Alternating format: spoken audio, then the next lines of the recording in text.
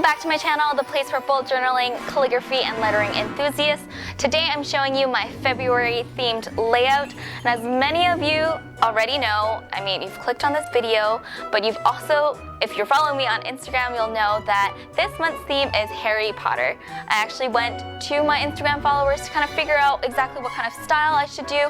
So for this month, it is more of a minimalistic, and I guess somewhat more straightforward way that will hopefully be easy for you to recreate. I'm very, very excited for this theme. It's a long time coming. It's a theme that I've been wanting to do for a while, but Harry Potter has a very special place in my heart. Plus, it's such a fleshed out world in the book and in the movies. So it was a little bit hard to decide exactly what I wanted to do. So I hope you enjoy the things that I did. Without further ado, let's get to the video. For my cover page, I decided to create a Maurder's map inspired banner wrapped around a wand. It might look a bit more complicated, but drawing this banner is very similar to the regular ones you see, with just a bit more twists and folds. I decided to write February is here as a little homage to the map for showing who is where. I also drew a wand with some swirls around it for magical effect. One of the biggest challenges for this theme in particular are the fonts that are used in Harry Potter world. It's whimsical but old-timey for the most part, as you will see in later layouts. There isn't as much brush calligraphy or cursive that I am used to. Now I go in depth and create shadows where the folds are for the banner.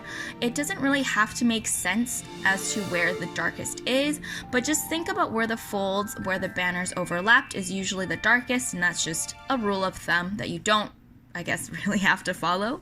If you didn't notice it before, this is supposedly what Harry's wand looks like, which seems like the one that should be on the cover. It is also much more simple than some other wands as well. For the finishing touches, I decided to do some pointillism on the magical swirls, which is just a fancy way of saying adding dots to certain areas. I'll link the inspirations for everything down below, but I saw this on another layout and I thought it was so cute on it, but I'm not sure if it really looks that great with this overall look for mine. Make sure to let me know what you think. Now, for my monthly layout, and arguably the spread that took the longest, it's inspired by the Daily Prophet. Instead of it being called the Daily Prophet, I named it Feb Prophet, so it was more fitting for this month, as well as easier to fit on the top of this page. I went for the classic month calendar look, which I've been doing quite recently. The columns are quite thin, but I think it should fit most of my events fine. I wanted each of the days of the week to have its own flair, so I looked at the fonts that the Prophet in the movie used and took those as inspiration.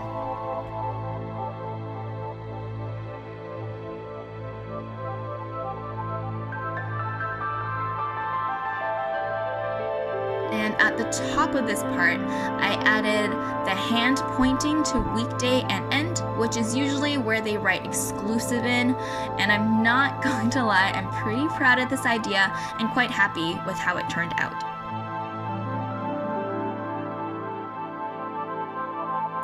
On the page next to it is my Get It Done page, which is my area of focus from before. I decided to switch it up because I haven't been able to make it useful to me, so I got inspiration from creating a rolling weekly of sorts and the productivity planner. At the top is my weekly reoccurrence section.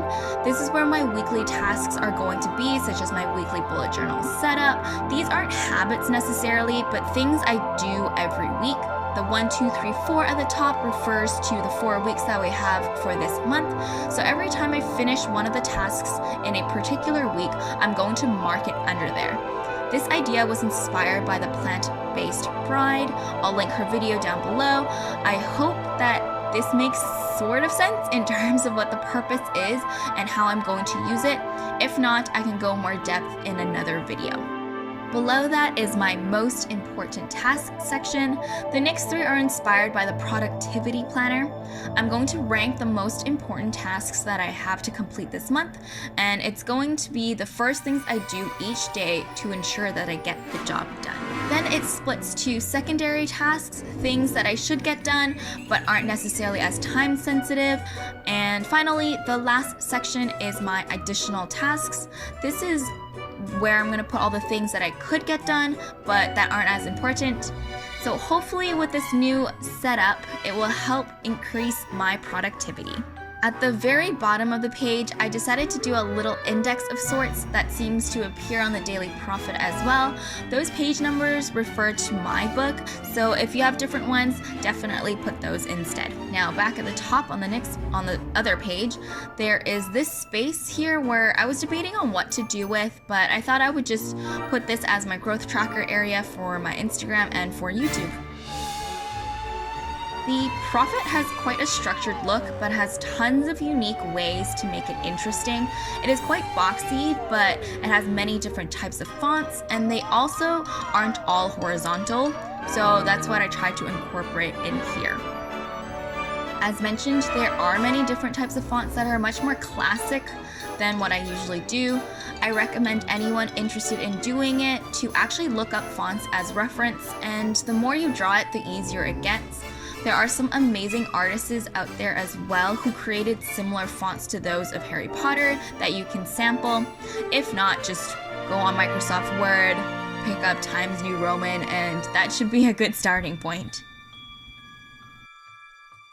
I'm coloring in all the black areas to make this layout more interesting and have more depth.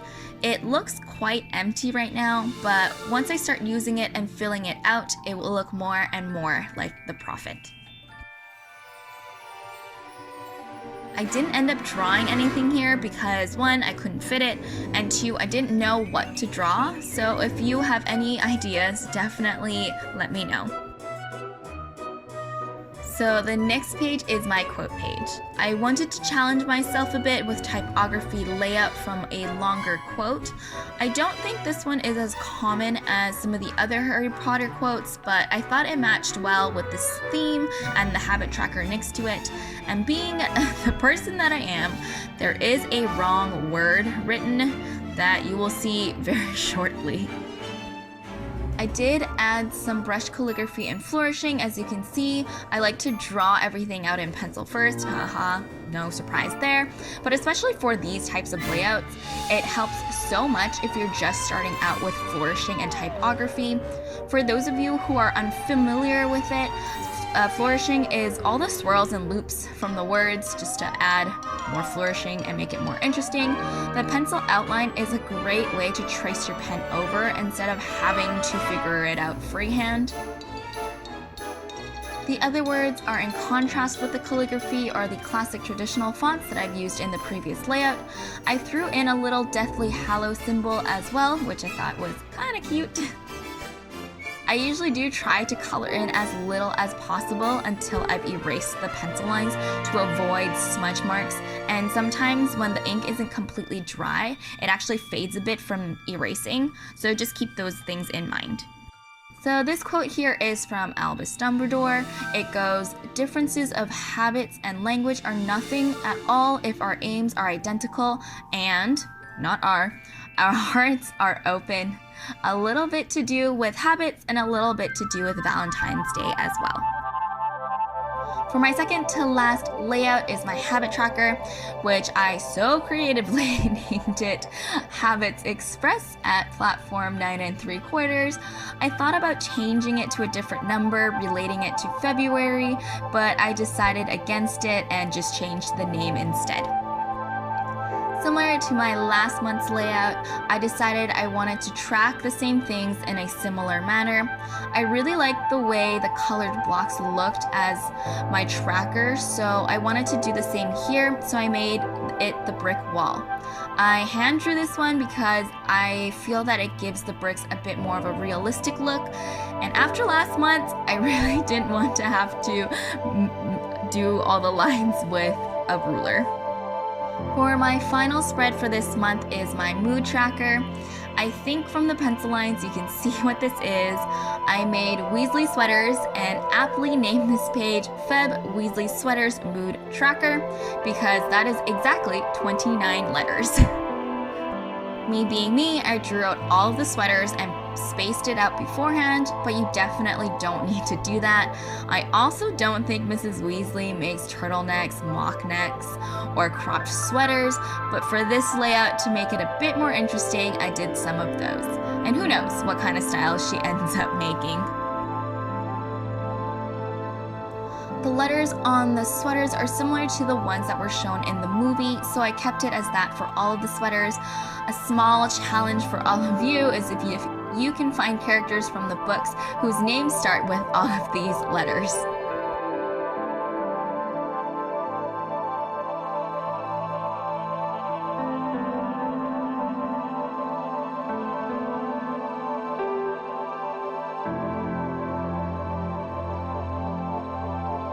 I'm assuming if there was a magical laundry type thing, they probably won't hang everything to dry, and even if they did, they probably won't use clothespins, but I thought that this was cute here, so I just did that instead. As you can see, I made a huge sock, which I guess kind of looks like a stocking really. This is where I decided to put the keys for my moods. I chose pretty bright colors for the houses, but we'll see. I'm pretty excited. So that is it for this month's Harry Potter themed layout. I hope you found this inspiring and that this will add some magic for your February. I'm really happy with the way this turned out, and I will be posting all of these photos on Instagram as usual, so make sure to check that out. And if this actually inspired you to do any of for your layouts or anything, I don't know, I guess any sort of Harry Potter themed thing, make sure to tag me or send me a DM because I would love to see it all. I think I'll be doing a bit more Harry Potter related theme videos just because I have so many ideas and so many things that I had to do just for this theme. Yeah, so stay tuned for that. If you like this video, make sure to give me a like. If you want more content like this, make sure to subscribe. And if you have any comments or any sort of suggestions for any other videos or anything from this particular video, make sure to let me know down in the comments below. And yeah, so I'll see you next time. Thank you again. Bye!